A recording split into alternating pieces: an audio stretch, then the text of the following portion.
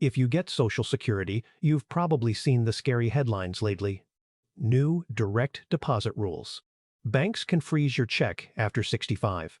Do this before your payment disappears and your stomach drops a little, because that check is the one piece of income you truly count on.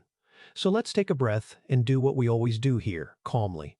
Today, I'll walk you through how your Social Security direct deposit actually works, the real rule that's changing, how to switch banks without ever missing a payment, and the federal protection that quietly guards your check from most bank freezes. No panic. Just the facts and a simple checklist so you can stop worrying about this for good. Let's start simple, because the fear feeds on confusion. Direct deposit just means the government sends your monthly benefit electronically straight into your bank account instead of mailing a paper check. The money lands on your payment date on its own, no trip to the bank. For most people, it's already set up and humming along quietly in the background. So why all the alarming headlines about new rules? Because there is a real change happening. But it's nothing like the headlines make it sound. The federal government has spent years moving everyone off paper checks and onto electronic payments, and that push is finishing up. That's the rule change. It's not the government coming for your money. It's the government mailing fewer paper checks. Once you see what's actually going on, almost all of the fear just evaporates. So let's go through it piece by piece. Here's the actual change behind every one of those breathless headlines. For more than a decade, the U.S. Treasury, that's who actually sends the money, has required new benefits to be paid electronically, and they've been steadily retiring the old paper check system. As of 2026, and please verify the current date at ssa.gov, the government is finishing the job of phasing out mailed paper checks almost entirely. That's it. That's the big scary new direct deposit rule.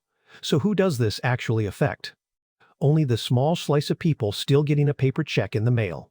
If your benefit already lands in your bank account electronically, which is true for the large majority of folks, this change does not touch you at all. Nothing happens. Your payment arrives exactly like it always has. You can stop worrying right now. If you are still getting a paper check, here's the calm version of what to do, with no rush and no panic. You have two simple official options. The first is standard direct deposit into a checking or savings account, the one most people use. The second, for anyone who doesn't have or doesn't want a bank account, is a government-issued prepaid debit card called Direct Express, where your benefit is loaded onto the card each month. Either one satisfies the new electronic payment rule. You set it up once and you're done. Let me make it real. Take Eleanor. Eleanor is 78 and has gotten a paper check in her mailbox for 20 years. She saw a video screaming that her payments were about to stop, and she barely slept. The truth, her payments are not stopping. She simply needs to do one calm, one-time thing: switch to direct deposit or the Direct Express card. And she can do it through her My Social Security account online, or by calling Social Security directly, or at her bank. No deadline panic, no fee, no catch. Once it's set, her money actually arrives faster and safer than a check that could be lost or stolen in the mail. And that's the quiet irony in all of this. The thing the headlines are using to scare you, electronic payments, is actually the safer option. A paper check can be stolen out of a mailbox. That's one of the most common ways seniors lose a payment. Direct deposit can't be snatched from the mail. So, the scary new rule is really just the government nudging everyone toward the safer way to get paid. Now, the question I get most often: I want to change the bank my Social Security goes into, but I'm terrified the payment will vanish in between. That fear is completely reasonable, and the good news is there's a simple way to do it so a payment never falls through the cracks. First, where you make the change. The cleanest way is through your My Social Security account at ssa.gov. You log in, update your direct deposit information, and it's done. You can also call Social Security, or in many cases set it up through your new bank. Whichever you choose, you're telling Social Security one thing: which account to send next month's payment to. Now the part that protects you, and it's just common sense once you hear it: do not close your old bank account the moment you request the switch. Keep the old account open until you've actually seen at least one full payment land in the new account. Social Security changes usually take effect over a payment cycle or so there can be a brief window where a payment could still route to the old account. If the old account is still open, that payment lands safely and you simply move it over. If you'd already closed it, that's when a payment can bounce back and get delayed. So the rule is, open the new, point Social Security to it, confirm one payment arrives, then close the old. In that order. Let me show you with Frank. Frank, 71, wanted to move his Social Security to a credit union with better service. He logged into his My Social Security account, updated the direct deposit to the credit union, and, this is the key, he left his old checking account open. The next payment landed in the credit union account, right on schedule. He waited one cycle to be sure, saw it was steady, and only then closed the old account. Total disruption to his income, 0. The whole fear of switching banks disappears when you just overlap the two accounts for 1 month. One more quiet tip. Whenever you make a change like this, set a calendar reminder for your payment date and actually check that the money arrived where it should. 90 seconds of checking beats 2 weeks of worrying. And if something ever does look off, you'll catch it immediately instead of a month later. Now for the beat I most want you to hear, because it's the direct, calm answer to that terrifying headline. Banks can freeze your Social Security check. Here's the reassuring truth. Your Social Security is actually protected by federal rules from most of what people are afraid of. Let me explain, because once you understand this, the fear loses its grip. When someone owes a debt and gets taken to court, a creditor can sometimes get a court order to freeze or garnish money in their bank account. That's the scary scenario the headlines lean on. But there is a specific federal rule designed to protect federal benefits like Social Security. When your benefit is paid by direct deposit, the bank is required to automatically look back over the prior 2 months and protect that amount. Up to 2 months' worth of direct deposited Social Security. From that kind of garnishment, freeze. The bank has to do this on its own without you filing anything. That protected money stays available to you even if the rest of the account is frozen. Sit with that for a second, because it's the opposite of the panic. For ordinary commercial debts, a credit card, a medical bill, a private lender, your direct deposited Social Security generally cannot just be frozen and taken. The protection is built in. And notice the magic words again, direct deposit.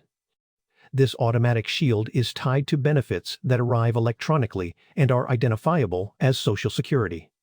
It's one more reason direct deposit is the safer way to be paid. Now let me be honest and complete, because calm doesn't mean leaving out the fine print. This protection is strong, but it is not absolute, and a few specific things can still reach your benefits. The government can recover certain debts you owe IT, like federal taxes, federal student loans, or an overpayment. Social Security itself is trying to claw back, under different rules. And obligations like child support or alimony can also be treated differently. So the honest picture is this. Against the everyday creditors most people actually fear, your direct deposited Social Security is well protected automatically. Against money you owe the government itself, there are separate processes, and you have rights in those too, which we'll get to in a minute. And here's what to do with this knowledge. If you ever get a notice that your account has been frozen, do not panic and do not assume your Social Security is gone. Call your bank and say the words, "There is direct deposited Social Security in this account, which is protected federal benefit money." Then, if you need help, the Consumer Financial Protection Bureau has plain English guidance on exactly this. The protection is real. You just sometimes have to point to it. Now, the part where the real danger actually lives, and it's not the government, it's people pretending to be the government. Because your Social Security deposit is so valuable, it's a magnet for scammers, and direct deposit is exactly what they try to hijack. Here's how the scam usually sounds. You get a call, a text, or an email saying it's from Social Security. There's a problem with your account, or a new rule, or a suspended payment, and to fix it, or keep your benefits, you need to confirm your Social Security number, your bank account, or your login. It feels urgent and official. It is neither. What they're really trying to do is change your direct deposit to the AAAIR account, or steal enough to get into yours. So burn this into memory, because it's the single most protective habit you can have. Social Security will not call you out of the blue and threaten that your benefits will stop unless you hand over information right now. They don't operate on panic and urgency. That's the scammer's tool, not theirs. If you ever get a message like that, do not press a button, do not click a link, do not give a single digit. Hang up. Then, if you want to check on your account, go directly and only to ssa.gov or call the official Social Security number you look up yourself. Never use the number or link the message gave you. Real agency, real website that you reached on your own. The second thing that catches people off guard isn't a scam at all. It's an overpayment clawback. Sometimes Social Security determines it paid you more than it should have, maybe over months or years, often through no fault of yours, and then it sends a letter asking for the money back. That letter can be frightening, especially if the number is large. But here is the part that letter doesn't shout, you have rights. You can ask them to reconsider if you think they're wrong. You can request a waiver if the overpayment wasn't your fault, and paying it back would be a hardship. And you can negotiate a smaller monthly repayment that you can actually live with instead of having a big chunk taken at once. The worst thing to do is ignore the letter. The right thing is to respond and use those options. So the pattern for both is the same calm posture. Don't react to urgency. Slow down, verify through official channels, and remember you have more rights and more time than the scary version suggests. Let's turn all of this into a short, do-it-once checklist so you can close the browser, take care of a few things, and genuinely stop worrying about your check. 1. Make sure your benefit is on direct deposit, into a bank account, or the Direct Express card. It's safer than paper, it can't be stolen from a mailbox, and it's what triggers that federal garnishment protection. If you're still on paper checks, this is the one real to-do from today. 2. Set up your free My Social Security account at ssa.gov if you haven't. That's where you can see your payments, update your direct deposit yourself, and check your earnings record. Owning that login also makes it far harder for a scammer to create one in your name. 3. Turn on whatever alerts your bank offers, a text or email when a deposit lands or when money leaves. You'll know your payment arrived without lifting a finger, and you'll spot anything strange immediately. 4. Make sure your account has a beneficiary, sometimes called payable on death, so the account passes smoothly to the person you choose. We talked about this in an earlier episode, and it matters here too. And 5. The if something goes wrong plan. If a payment is ever late, call Social Security. If an account is ever frozen, call your bank and say the protected benefits words we covered, and lean on the CFPB's guidance. If anyone contacts you claiming to be Social Security and pressuring you, hang up and go straight to ssa.gov. 5 calm steps, and the thing that felt scary at the start of this video becomes something you simply have handled. So here's the whole thing in one breath.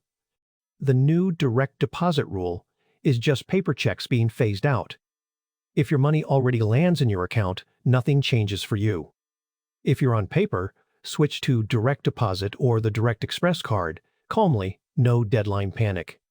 To change banks, open the new account, point Social Security to it, wait until one payment lands, and only then close the old one. Your direct deposited Social Security is automatically protected from most bank freezes by a federal 2-month rule, though debts to the government itself follow separate rules where you still have rights. The real danger is scammers posing as Social Security, so never give information to anyone who contacts you. Go to ssa.gov yourself. And if an overpayment letter comes, you can appeal, request a waiver, or lower the payments. None of it is a reason to panic. All of it is something you can handle. Here's what I'd leave you with. Almost everything that gets dressed up as a terrifying new Social Security rule is, underneath, something ordinary and manageable. Usually, the system trying to pay you more safely, not take from you. The people who profit from your fear want you anxious and reacting. The calmer you are, the safer you actually are. You now know how your check arrives, how to move it, how it's protected, and how to spot the fakes. That's most of the battle. If this calmed a worry for you, send it to one person who's been losing sleep over those headlines, especially anyone still getting a paper check or anyone who's gotten one of those urgent calls. In the next video, we'll stay right here in the practical lane and talk about the required withdrawals that catch retirees off guard in their 70s, what they are, when they start, and how to keep them from quietly raising your taxes. I'm Daniel Brooks.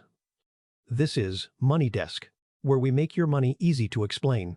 Take care of yourself, and I'll see you in the next one.